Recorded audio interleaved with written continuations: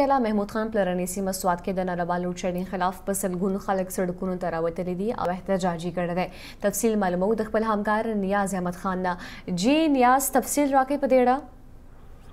جی نور بالکل نن چې دی نو سهار 10 بجې چې دی نو په مټه کې چوک کې اعلان شوی و چې د مټې پاوشه کوم چې یونین کونسل دی چوپریال پاوشه نور کړی دي هغه وی چې را د 13 هفته نه د شلو غنټو پورې دغه کې بجلی مې او کوم بجلی چې راشي دغه ولټیج ډیر کمی نه احتجاج باندې راوتلو. هغه احتجاج چې دی نو دومره وګت شو چې بیا د ماسپخین مونږ په دغه مټه چوک کې دغه احتجاج کوونکو چې په سلګونو خلکو مټه چوک چې دی نو یو طرف ته د وزیر اعلی خیبر پختونخوا کوم کله د خریړی هغه روډو او بیا کې چې دی نو بل لاره کالام او بحرین او بلغه رنګ سیلانو سیمه ده هغه چې دی نو 13 غنټو راځي بند ده.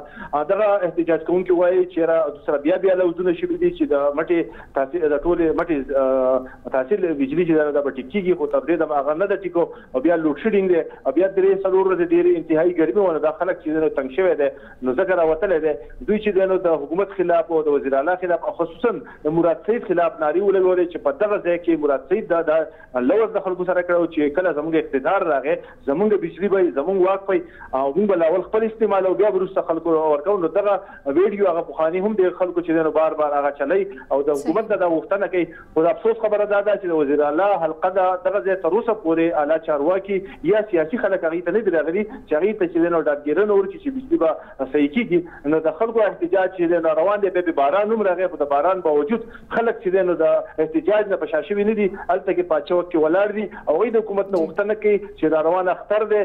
بیا ګرمي ده بیا چې نو د بجلی ډیر زیاته مسله وي نو دغه مسله د مستقل توګه باندې حل کړي شي د خلکو احتجاج تر دې د مسلې روان دی. صحیح مننه نیاز احمد خان تفصیل لپاره.